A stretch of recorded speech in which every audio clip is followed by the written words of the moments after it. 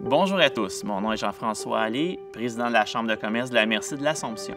Au nom de la Chambre, je vous souhaite la bienvenue à ce traditionnel rendez-vous avec la préfète de la MRC de l'Assomption et également mairesse de la ville de Repentigny, Mme Chantal Deschamps. Avant d'aller plus loin, permettez-moi de souligner la présence de dignitaires dont nous avons le plaisir de compter parmi nous ce midi. Tout d'abord, Mme Caroline Proulx, députée de Berthier, ministre du Tourisme et ministre responsable de la région de Lanaudière, Mme Chantal Rouleau, députée de Pointe-aux-Trembles, ministre déléguée au transport, ministre responsable de la métropole et de la région de Montréal, Mme Lucie Lecourt, députée des Plaines et ministre déléguée de l'économie, Mme Monique Posé, députée fédérale de Repentigny, Mme Lise Lavallée, députée provinciale de Repentigny, Mme Lynne Arpin, directrice du bureau de circonscription du député de l'Assomption et du premier ministre du Québec, M. François Legault. Je remercie également la présence de mairesses et de maires tels que Mme Valérie Plante, mairesse de Montréal et présidente de la communauté métropolitaine de Montréal, M. Guillaume Tremblay, préfet de la MRC des Moulins et maire de Mascouche, M. Marc-André Plante, maire de Terrebonne, sans oublier les maires de la MRC de l'Assomption, M. Sébastien Nadeau, maire de l'Assomption, M. Normand Grenier, maire de Charlemagne, M. Michel Champagne, maire de la paroisse de Saint-Sulpice, et M. Steve Plante, maire de la ville de l'Épiphanie, ainsi que tous les conseillères et conseillers municipaux de la ville de Repentigny. Enfin, je souhaite souligner la présence de M. Pierre Schedler, président du conseil d'administration de l'Autorité régionale métropolitaine de Montréal, et finalement, M. Massimo Iezzoni, directeur général de la communauté métropolitaine de Montréal. Je me dois également de saluer nos grands et précieux partenaires de l'événement, la Caisse Desjardins Pierre Legardeur, Dunton Rainville, Rivec, Bélanger Sauvé, EBI et Métro Fogarty. Comme chaque année, Mme Deschamps nous partagera avec passion sa vision du développement économique de notre MRC. Cette édition ne fera pas exception. C'est sous le thème « Se propulser ensemble » qu'elle retracera les moments les plus marquants de notre histoire économique pour mieux comprendre ce que l'avenir nous réserve. Sans plus tarder, je laisse maintenant la parole à notre très chère préfète de la MRC de l'Assomption et mairesse de Repentigny, Mme Chantal Deschamps.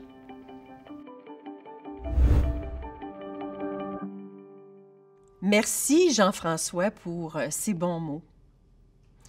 Chers membres de la Chambre de commerce, chers collègues, chers collaborateurs, bref, chers amis, bonjour. Ça me fait vraiment chaud au cœur de vous savoir en aussi grand nombre aujourd'hui. Merci à la Chambre de commerce de la MRC de l'Assomption de lancer cette invitation annuellement. Vous le verrez bien, cette édition sera différente en raison des contraintes sanitaires. Nous avons dû nous réinventer et nous vous offrons une nouvelle formule qui est cette année virtuelle. Soyez sans crainte, je suis convaincue que vous saurez apprécier ce que l'on vous propose. Mais avant d'aller plus loin, vous comme moi, jamais nous n'aurions cru vivre une pandémie de cette envergure. Je saisis donc l'occasion qui m'est offerte aujourd'hui pour saluer tous les travailleuses et les travailleurs du réseau de la santé. Vous sauvez des vies. Un grand merci du fond du cœur. C'est un remarquable don de soi. J'ai une pensée particulière pour toutes les familles de notre MRC qui ont perdu un être cher en raison de la pandémie.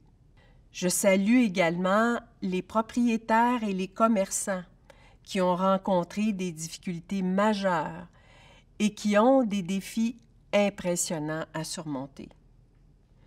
Aussi, je pense à vous, les entreprises et les organismes de première ligne, ainsi qu'à votre personnel qui est toujours au front pour offrir à nos citoyens les services les plus essentiels, et ce, dans un contexte assez inédit.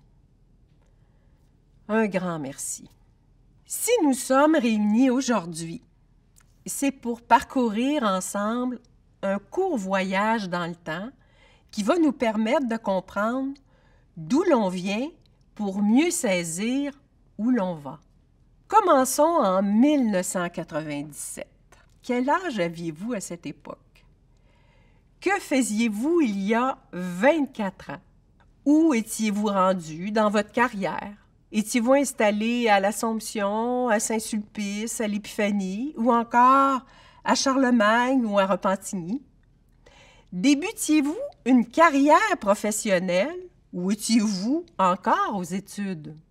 Mais pour ma part, j'étais élue la première femme à la mairie de Repentigny le 2 novembre 1997 et en janvier 1999, la première femme préfète de la MRC de l'Assomption. Ça peut sembler être lointain, mais pour moi, c'est comme si c'était hier parce que faut croire que je suis trop passionnée.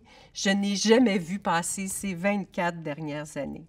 Tout cela pour vous rappeler que Repentigny, en 1997, nécessitait une grande mise en forme. Oh, c'était pas drôle à Repentigny. Nous devions rétablir les liens de confiance avec les citoyens, les entrepreneurs. Nous devions aussi amener un vent de fraîcheur à la communauté d'affaires et aux commerçants, c'est-à-dire en plaçant, par exemple, la culture en avant-plan, en se tournant vers la mobilité, l'éducation, et j'en passe. Il y avait tant à faire. Ce sont toutes ces raisons qui m'ont motivée à faire le saut en politique et de mettre de côté une carrière universitaire pourtant bien entamée. Une première étape importante fut le regroupement entre Le Gardeur et Repentigny en 2002. Vous vous en souvenez probablement, on assistait à la démarche de réorganisation d'un grand nombre de municipalités au Québec. C'est donc porté par l'élan de réorganisation que prônait le gouvernement de l'époque que Repentigny et Le Gardeur unissaient leurs destinées le 1er juin 2002 pour devenir une grande force inclusive. Nous étions désormais reconnus comme une municipalité d'envergure dans la Naudière, mais également dans le Grand Montréal. Avec cette nouvelle force sociale et économique, nous étions enfin prêts à réaliser les ambitions de nos citoyens et de nos entreprises au sein de la nouvelle communauté métropolitaine, l'ACMM, créée en 2001. Ce regroupement a été le premier jalon d'une progression économique. À preuve, nous étions témoins à cette époque de l'essor du parc industriel dans le secteur Le Gardeur.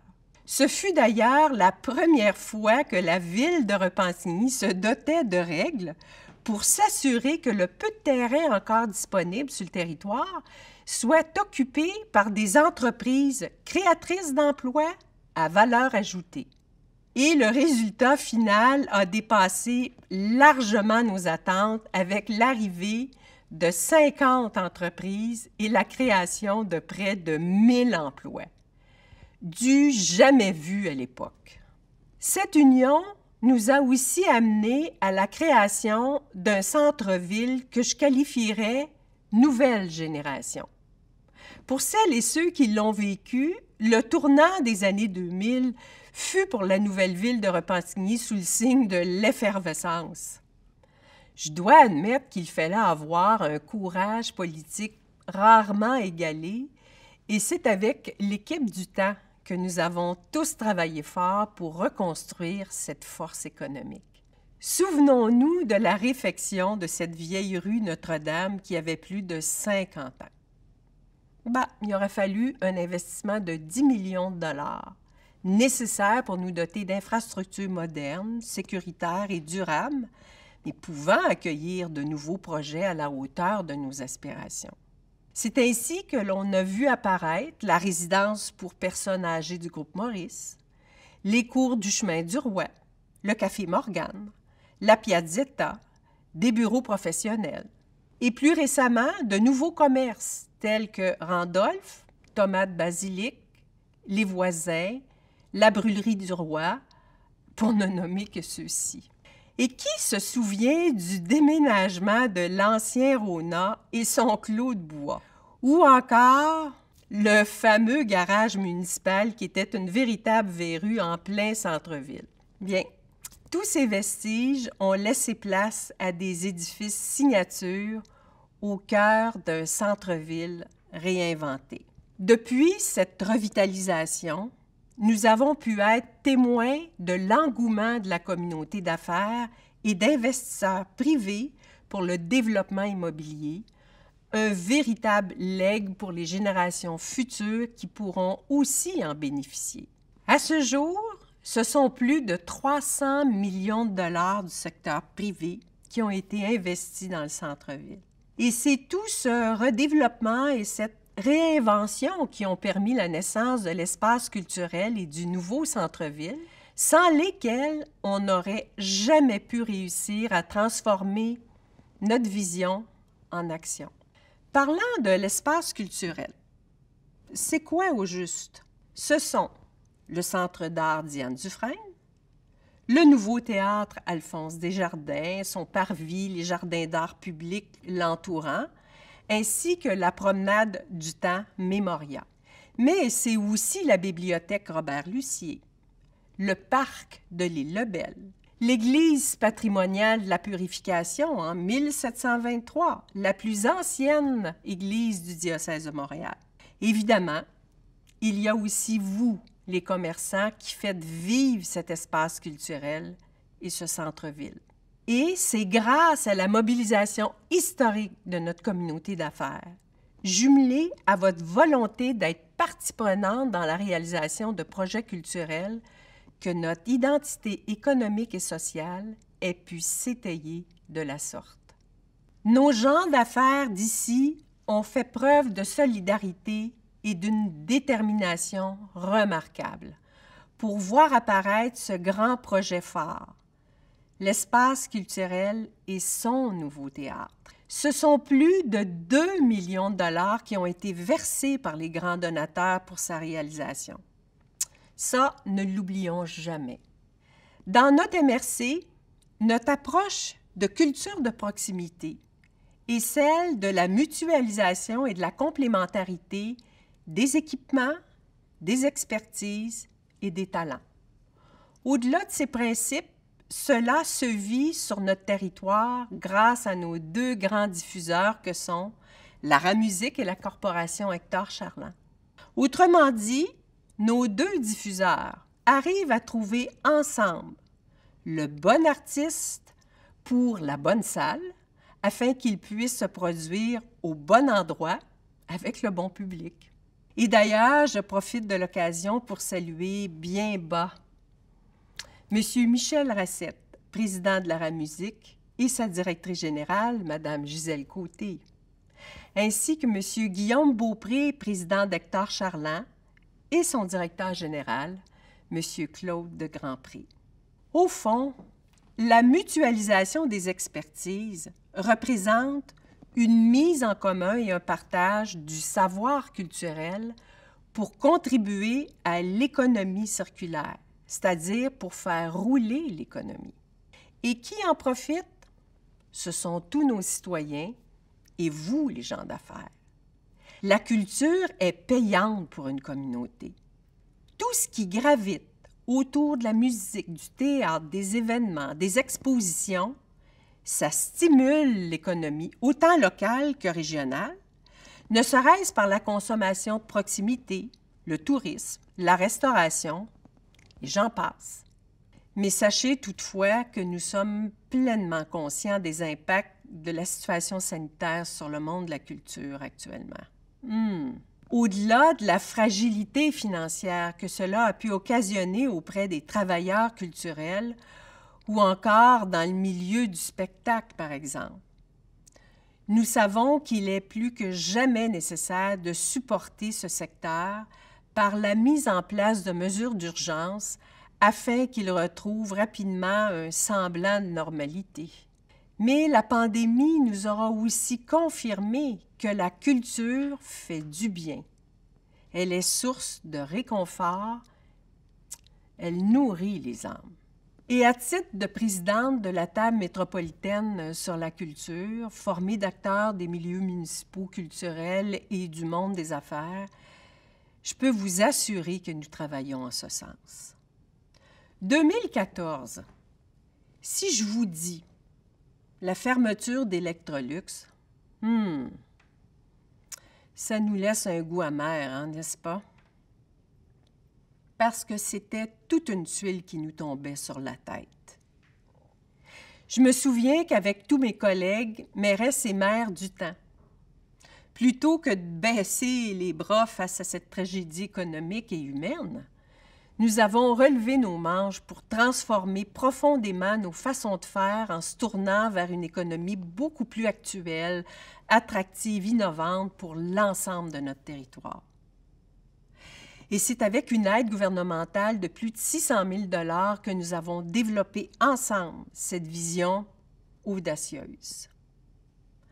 En identifiant ces nouveaux créneaux d'excellence, ceci nous a permis de nous propulser vers une relance économique plus forte, plus durable. Tout cela a donné l'élan nécessaire pour faire évoluer notre CLD de l'époque vers la création de Sinov, devenu notre véritable bras économique régional et le maître d'œuvre de ce plan de relance dédié à l'économie de demain. Je salue d'ailleurs M. Éric Chartré, membre du conseil municipal de Repentigny et président de Sinov, le directeur général, M. Geoffrey Bouchard, et le directeur général adjoint, M. Jean-François Hainaut, pour leur cran et leur grande contribution. Pour que tout cela se réalise, nous sommes vite arrivés au constat que nous avions un autre défi à relever, à savoir être capable de structurer une relève et de s'assurer de la rétention de nos jeunes talents sur notre territoire. Nous devions aussi trouver des solutions pour augmenter la diplomation universitaire. Tout cela signifiait pour nous d'avoir une réelle offre de desserte universitaire pour et dans la région afin d'offrir une main-d'œuvre qualifiée et bien rémunérée à nos entreprises d'ici. Depuis 2015, nous travaillons à valoriser l'enseignement universitaire dans la Lanaudière, une des régions du Québec ayant l'un des plus bas taux de diplomation. Et c'est ce qui a motivé la création du Centre régional universitaire de la Lanaudière, le CRUL, dont j'ai le plaisir d'assumer la présidence du conseil de gouvernance. Le CRUL incarne donc une intention commune des élus de la Lanaudière, autant au sud qu'au nord, d'offrir aux entreprises de la région les conditions gagnantes pour réaliser leur ambition et leur capacité à innover.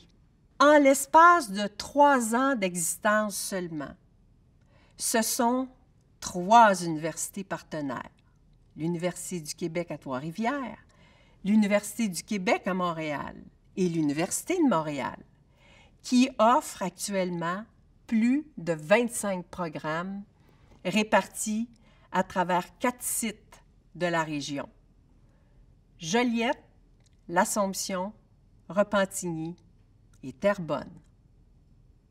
Impressionnant, n'est-ce pas? J'aimerais ici remercier tous les élus et toutes les personnes qui ont contribué, de près ou de loin, au succès du CRUL. Votre volonté à travailler ensemble sur ce projet fut déterminante et elle l'est toujours aujourd'hui. Je ne peux passer sous silence l'aide gouvernementale à ce projet. Un grand merci à Mme Danielle Mécan, ministre de l'Enseignement supérieur, ainsi qu'à M. Alain Reich, des Caisses des Jardins Pierre Le Gardeur. Je remercie aussi les membres du conseil de gouvernance. Et un merci tout spécial au directeur général du CRUL, M. Pierre-Luc Belrose.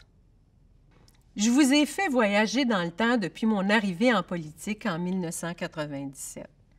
Mais maintenant, permettez-moi de partager une réflexion sur les derniers 18 mois que nous venons de traverser ensemble. 2020-2021 resteront marquantes au plan humain et économique, et ce, à l'échelle planétaire. Je peux vous dire que nous n'avons pas chômé à la MRC ni dans nos mairies. La population et le milieu d'affaires, vous comptiez sur nous pour vous soutenir et pour vous offrir de l'aide directe. Et nous avons répondu présent. Moi, j'aime toujours me rappeler que les crises sont habituellement génératrices d'opportunités et que c'est dans le désordre que se crée le nouvel ordre. La résilience, la collaboration et la solidarité étant au rendez-vous, nous avons réussi ensemble à la MRC à mettre sur pied très tôt, en 2020, un fonds d'urgence pour les entreprises de notre territoire. Cette aide directe s'élève maintenant à près de 5 millions de dollars pour nos entreprises. Et je peux vous confirmer que les versements continuent à être octroyés à chaque semaine. Ça, c'est une bonne nouvelle. Plus spécifiquement pour Repentigny, nous avons aussi créé un fonds COVID à la hauteur d'1,5 million de dollars, dont des montants sont prévus pour soutenir nos entreprises et nos organismes du milieu, afin, bien sûr, qu'ils puissent faire face aux possibles vagues subséquentes, mais aussi soutenir notre relance. Parlons maintenant de 2 grands projets qui sont nés de la relance économique, la zone d'innovation ACTEC et CITEC. Nous avons été visionnaires et cette vision a pris tout son sens lors de la pandémie. La zone ACTEC, c'est notre projet colossal de calibre mondial dans le secteur de l'agroalimentaire.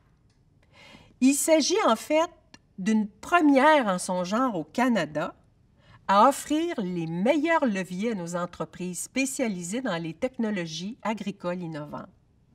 Mais peut-être êtes-vous en train de vous demander, mais pourquoi avoir fait le choix de ce créneau? Parce que la zone agricole de notre MRC couvre plus de 75 % de notre territoire. Cela fait partie de notre ADN. Le tout appuyé par une zone urbaine dynamique que vous connaissez pour attirer des nouvelles entreprises chez nous. Peut-être vous demandez-vous aussi en quoi ça consiste exactement la zone ACTEC. Bien, par cette zone d'innovation, on s'est donné les moyens d'accueillir d'ici 10 ans jusqu'à 150 nouvelles entreprises qui développent et utilisent des technologies agricoles à l'Assomption, à Repentigny et un peu partout dans la MRC. Et les objectifs poursuivis, ça repose sur 3 choses. D'accroître l'autonomie alimentaire du Québec, rien de moins. De réduire notre impact environnemental face à nos pratiques agricoles et d'offrir des solutions durables au changement climatique. Placé devant toutes ces réalisations, je peux vous affirmer que notre vision était juste au départ, puisque la zone ACTEC, c'est de l'innovation à l'état pur. Elle regroupe des projets structurants et des consortiums innovateurs. Nous avons été vraiment avant-gardistes, sachant que cette zone-là a déjà généré des retombées dans un contexte qui nous oblige à revoir notre rapport à la consommation alimentaire. Permettez que je remercie ici 2 personnes qui ont grandement contribué à la réussite de ce projet. Monsieur mon collègue Sébastien Nadeau, maire de l'Assomption et porteur de cette vision, et Madame Marie-Lou Cyr, directrice de la zone ACTEC. Bravo! Un autre projet, tout aussi novateur, est le Centre d'intégration et d'expertise en technologie d'expérience client, qu'on appelle affectueusement CITEC. Ce projet qui fait notre fierté régionale réunit sous le même toit des dizaines de start-up pour accompagner nos entreprises de la MRC qui veulent améliorer leur expérience client. Je m'explique. La mission de CITEC est aussi simple que nécessaire.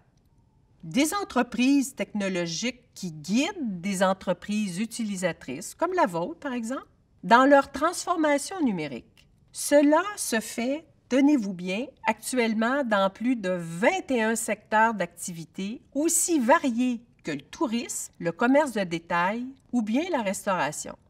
Peut-être êtes-vous en train de vous demander, quels seraient les avantages d'avoir recours au service de CITEC. D'abord, cela vous permettrait d'élargir votre réseau et de venir puiser à même d'autres expériences de gens d'affaires qui ont réussi ce virage numérique. Ça vous permettrait d'obtenir une plus grande visibilité et d'accroître ainsi votre notoriété par les nouvelles technologies. de développer vos compétences dans le domaine numérique par des formations sur les meilleures pratiques ou tout simplement de bénéficier d'offres promotionnelles de toutes sortes. C'est intéressant pour vous. D'ailleurs, en avril 2020, en pleine pandémie, CITEC a lancé en partenariat avec la Chambre de commerce de la MRC de l'Assomption, notre chambre, une première phase du programme d'achat local « J'achète près d'ici ». Ceci nous a permis de soutenir nos entreprises pendant cette période de crise, mais également de sensibiliser nos citoyens à modifier leur habitude d'achat. Et c'est inspiré par cette réussite qu'une deuxième phase du programme a été lancée en novembre dernier. Ça va tellement bien pour CITEC qu'on manque déjà d'espace pour accueillir les startups et les partenaires. C'est pourquoi CITEC a récemment annoncé la construction d'un immeuble sur le boulevard Aubert à Repentigny, dédié exclusivement au développement des technologies d'expérience client. Cet édifice, que je qualifierais de signature, dont Repentigny s'est dit le terrain, réunira des nouvelles entreprises innovantes, des ressources en éducation, en recherche, en accompagnement et en entrepreneuriat.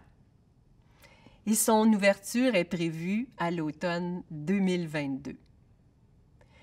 Il y a 2 personnes chez CITEC dont le travail dévoué mérite d'être souligné publiquement. Celui de Mesdames Véronique Lacroix et Julie Wood. Je les remercie grandement. Je passe rapidement sur nos projets de développement phares comme la zone ACTEC et CITEC. Mais je vous assure que nous en reparlerons de façon beaucoup plus éloquente lors du panel qui suit. De même que le rôle de la culture comme génératrice de richesse. À vous de le constater maintenant. Nous revoici cette fois dans le cadre du panel. Moi, je suis accompagnée de 3 personnes issues du milieu des affaires qui ont bien généreusement accepté de venir partager leur histoire à succès. Souvenez-vous, je viens de vous parler de 3 projets phares issus de notre vision audacieuse de la MRC de l'Assomption, notamment l'espace culturel, CITEC et la zone ACTEC. Et si vous le voulez bien, je vais vous présenter immédiatement nos invités. Alors, M. Mathieu Bonneau. Bonjour. Propriétaire des restaurants Le Coup Monté. Madame Annie Gélineau. Bonjour. Directrice expérience client et marketing chez Marie Pain. Et enfin, Madame Audrey Renaud. Bonjour. Directrice générale du MESIS. Encore une fois, merci à vous 3 d'avoir accepté notre invitation. Et vous m'avez entendu parler il y a quelques minutes de l'importance de l'innovation et de la créativité. Bien, je vous dirais, quand on est entrepreneur, et vous l'êtes, ça prend toujours cette fibre un peu créative là, pour mener à bien sûr, vos projets tout aussi audacieux que la vision que nous avons eue de notre MRC. Alors, je vais commencer par Mathieu. Et Mathieu, tu vas me permettre de te tutoyer parce que ça fait longtemps, ça fait plusieurs années là, qu'on se connaît. Et Mathieu Bonneau, bien, en fait, si vous ne l'avez pas reconnu, vous connaissez certainement C Bistro. Une belle aventure, hein? En 2014, Mathieu Bonneau décide de quitter une carrière de restaurateur au centre-ville de Montréal pour revenir dans sa ville natale à Repentigny. Alors, et démarre la première version du bistrot Le Coup Monté. Et fort de ce succès-là, 4 ans plus tard, alors Mathieu ouvre un second bistrot Le Coup Monté et cette fois à l'Assomption. Mais ce qui est intéressant, Mathieu, c'est l'environnement dans lequel sont implantés ces 2 restaurants. 2 environnements culturels. Un à Repentigny, en plein cœur du centre-ville, donc de l'espace culturel, et le second à l'Assomption à un jet de pierre du fameux théâtre Hector Charland. Oui. Mais avant d'aller plus loin, je vais vous inviter à visionner tous ensemble une courte vidéo qui présente l'espace culturel, mais qui nous donne une bonne idée de l'environnement dans lequel l'entreprise de Mathieu Bonneau évolue.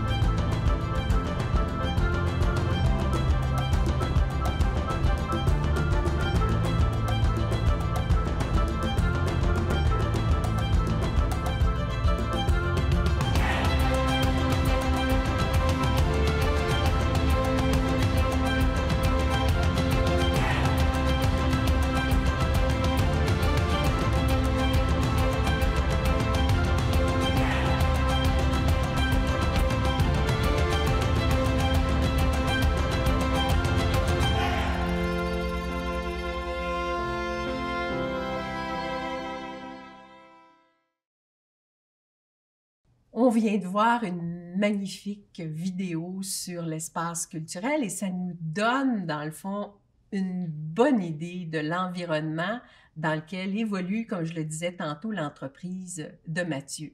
Alors, je me retourne vers toi, Mathieu, parce que je suis curieuse tout autant que ceux qui nous écoutent et j'ai hâte de t'entendre. Alors, est-ce que ça te dirait de nous raconter un peu, du moins quelques éléments de cette belle aventure?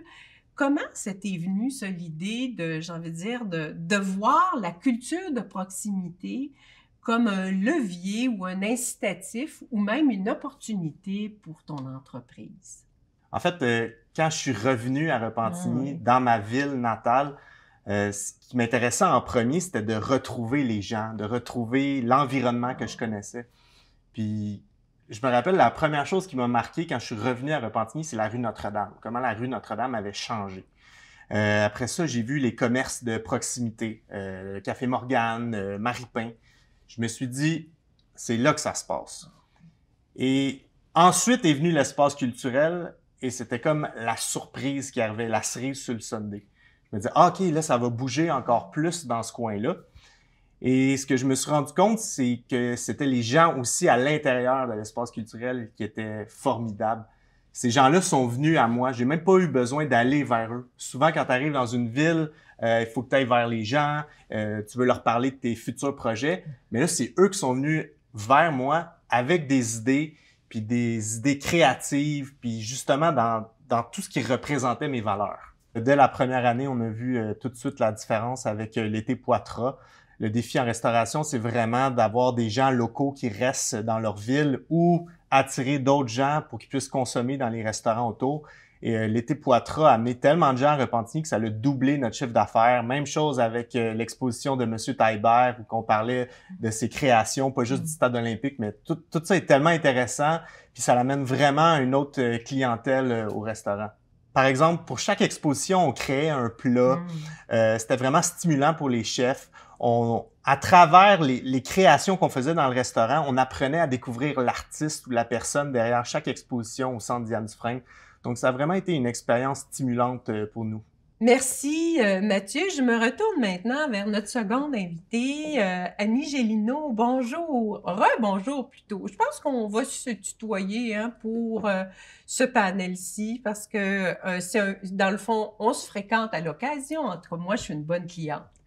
Et vous êtes, je le répète, la directrice client marketing chez les boulangeries Marie-Pain. Et nous le savons, cette entreprise a plus de 42 ans. Là. Alors, c'est une institution qui est fort connue à Repentigny, mais ailleurs dans la MRC et de l'Assomption. Et vous êtes connu aussi pour vos produits de haute qualité en matière de produits artisanaux et pâtisserie et boulangerie. Et j'en sais quelque chose parce que je suis une petite dent sucrée.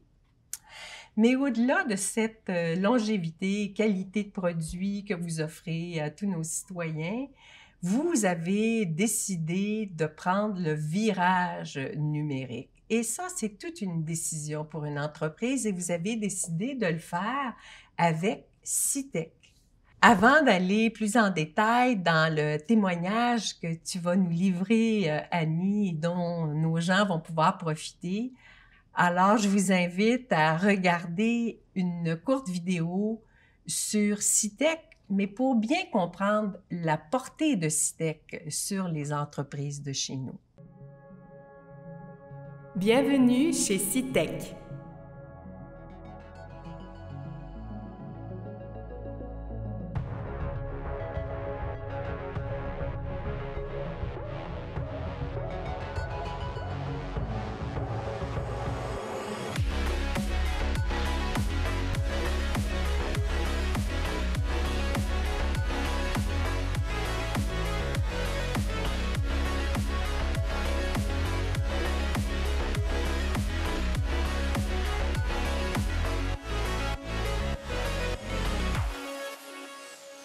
Connecter l'innovation à l'expérience client.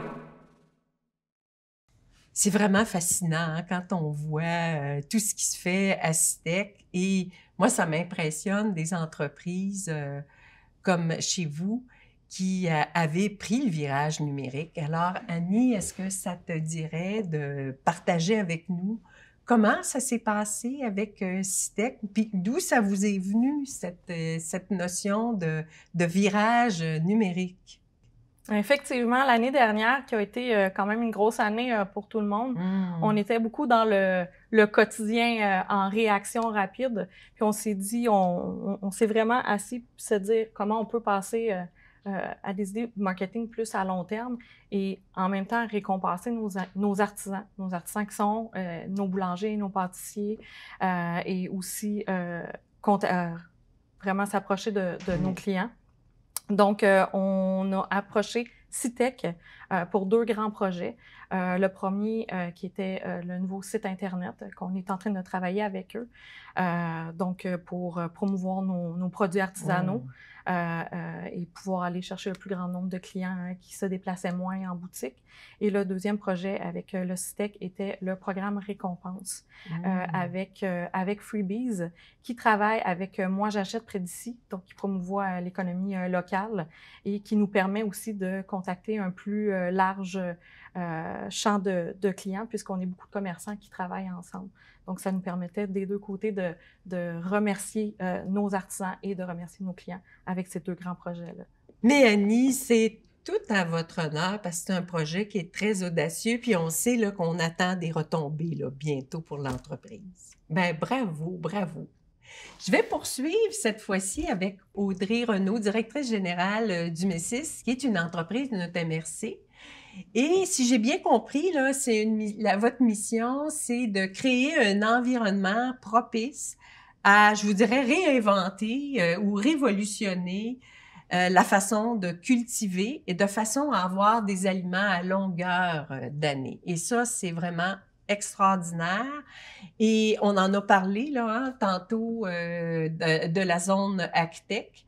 Et on sait que vous vous implantez dans cette zone-là. On a parlé de plusieurs sites dans la MRC de l'Assomption, mais vous allez vous implanter dans l'ancien site d'Electrolux. Mais avant d'aller plus loin, moi, j'aimerais ça qu'on regarde ensemble une courte vidéo pour avoir un aperçu plus juste de ce que c'est que la zone AgTech et comment ça peut être utile à une entreprise comme le Messis.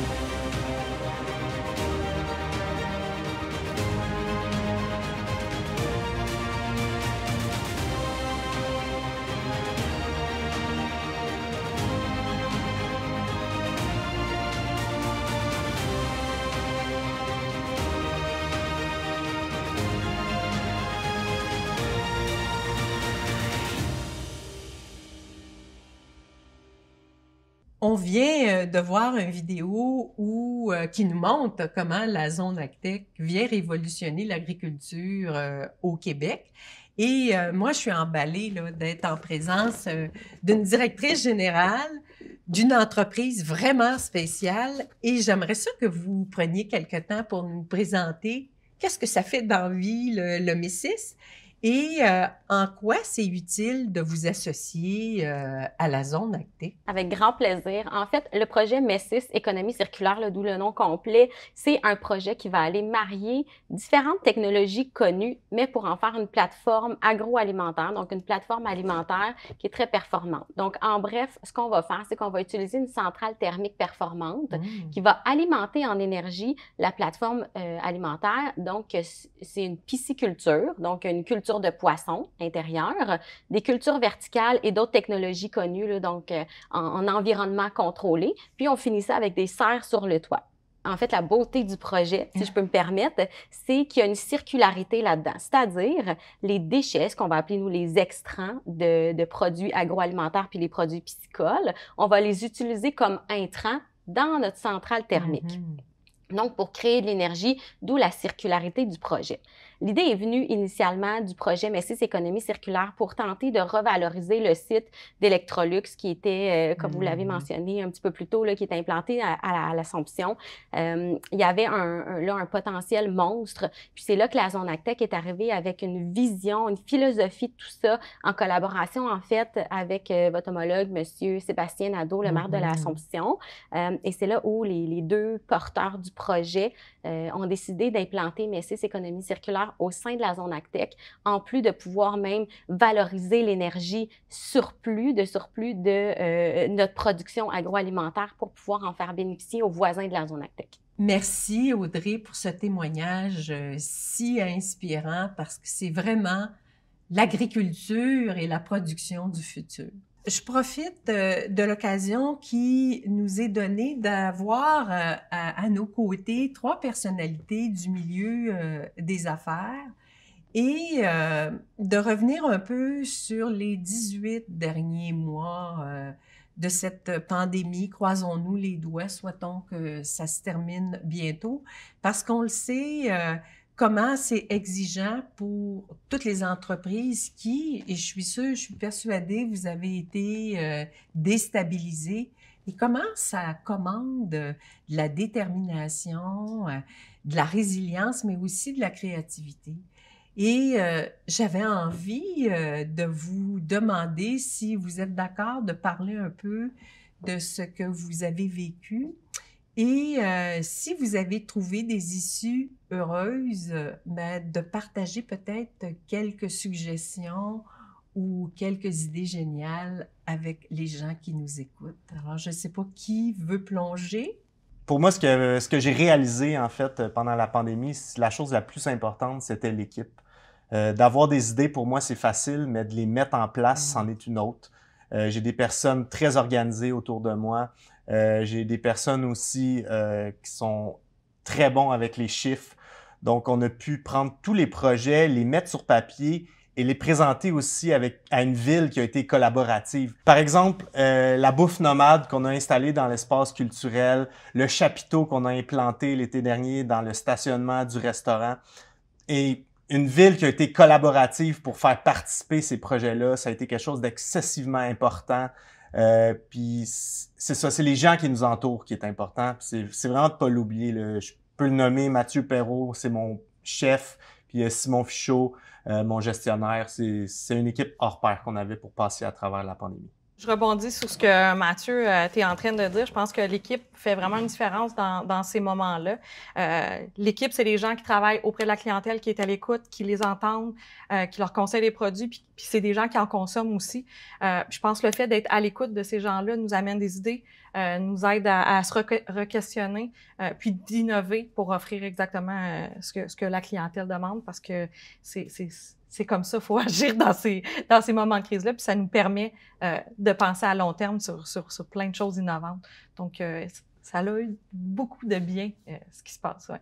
Puis en fait, pour faire un petit peu de pouce sur ce que tu dis, Annie, certainement que oui, l'équipe, puis Mathieu, tu as touché mot par rapport à la gestion aussi. Puis je pense que c'est là où ça prend tout son sens en tant qu'entrepreneur puis en tant que gestionnaire, c'est de rebondir de ces défis-là parce que je suis un peu de la vieille école dans le sens que je pense qu'il faut se casser la gueule pour, après ça, voir une belle croissance, puis savoir comment cheminer à travers son parcours professionnel, personnel, évidemment, là, mais pour faire croître l'entreprise. Puis, en tant que gestionnaire, c'est là aussi où tu assois ta crédibilité comme leader auprès de ton équipe, de voir de quelle façon tu choisis de réagir à l'adversité puis à ces défis-là, dans ce cas-ci, la pandémie, mais tout autre défi aussi, parce que ce choix-là, de l'attitude que tu adoptes, ben c'est ce qui sera reflété dans tes actions et c'est ce qui sera reflété aussi par la suite avec ton équipe.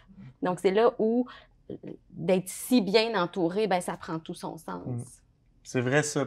Par rapport à l'échec, si tu n'as jamais connu l'échec, c'est beaucoup plus dur d'y faire face. Mais quand tu l'as connu une fois, tu sais comment y faire face, puis tu veux surtout pas retourner là, tu sais. C'est intéressant. Tout à fait. Ouais, ça nous amène à se renouveler continuellement. C'est la beauté de la chose.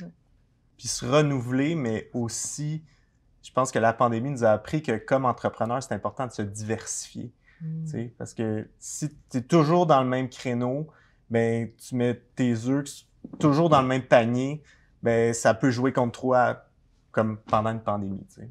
Je suis presque gênée de dire ça à côté d'un restaurateur, là, mais nous, la pandémie, ça a fait l'effet inverse avec tous les concepts très, très prisés qu'on entend des hautes instances gouvernementales en ce moment qui sonnent économie circulaire, autonomie alimentaire, avec un projet comme le projet MESSIS, ça fait 3 ans que c'est en idéation, en création, en démarrage.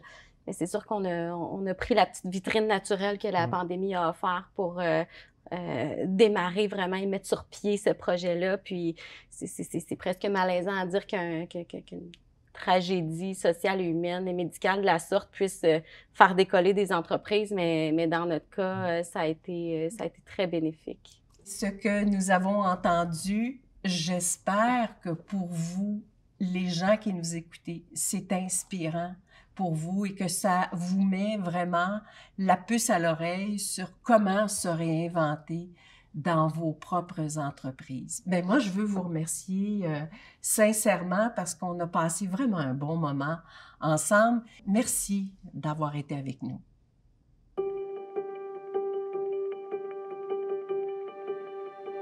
Pour conclure l'événement, et puisque c'est la dernière fois que je m'adresse à vous à titre de mairesse de Repentigny et de préfète de la MRC de l'Assomption dans le cadre de ce traditionnel rendez-vous annuel, je tiens à vous témoigner ma profonde reconnaissance pour toutes ces années de collaboration au sein de notre MRC.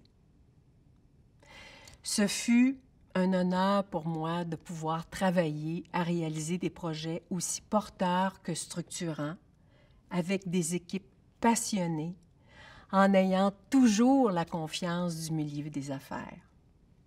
Je dois vous avouer en toute franchise, la décision de ne pas solliciter un 7e mandat fut difficile, mais surtout mûrement réfléchie. C'est une sage décision. Mes 6 mandats à la tête de la ville de Repentigny et toutes ces années comme préfète m'ont vraiment comblée.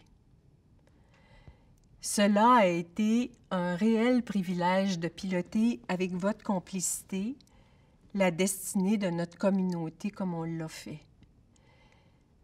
C'est rempli de gratitude que je remercie l'équipe de direction de la ville de Repentigny, ayant à sa tête M. David Legault et M. Geoffrey Bouchard, directeur général de la MRC de l'Assomption et sa brillante équipe, ainsi que ma fabuleuse directrice de cabinet, mon amie, Mme Micheline Charpentier. Je remercie particulièrement mes collègues maires de notre MRC, ainsi que tous les élus présents, dont chaleureusement celles et ceux de mon équipe à la ville de Repentigny, parce que nous avons accompli de grandes choses ensemble. dites-vous que je garderai un souvenir impérissable de vous tous. Je quitte donc sereinement avec le sentiment du devoir accompli parce que j'ai l'intime conviction que notre excellent travail va se poursuivre. Je peux témoigner devant vous que nous avons une relève prometteuse, tant pour la ville de Repentigny qu'au niveau de notre MRC. En terminant, à vous, membres de la communauté d'affaires qui m'avez invité ce midi, et à vous, mes chers amis, chers gestionnaires, chers collaborateurs, je porte ma main sur mon cœur pour vous dire encore une fois merci de m'avoir fait confiance durant toutes ces années qui furent pour moi 24 prodigieuses années. Je vous embrasse tous virtuellement.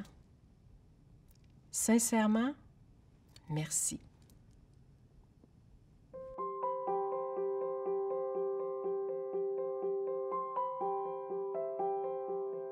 Merci, Madame Deschamps, pour ce discours qui fut encore une fois fort inspirant. Je crois que je peux parler au nom de ceux et celles qui nous écoutent pour vous remercier et vous féliciter pour vos 24 années dédiées au service public. Vous avez été une très grande alliée pour la communauté d'affaires de notre MRC. Et sur une note toute personnelle, Chantal, femme passionnée et engagée, ta famille a fait partie de la vie de Repentigny depuis très longtemps. Tu sauras marquer à ton tour l'histoire à ta façon pour les générations futures. Je suis convaincu que l'avenir te réservera de belles et de grandes choses. En terminant, je tiens à remercier le traiteur du fort pour ses excellents repas et merci encore à notre très cher public pour avoir répondu présent à cet événement. On se revoit le 28 mai pour le gala Prix Distinction. Bonne fin de journée, à très bientôt.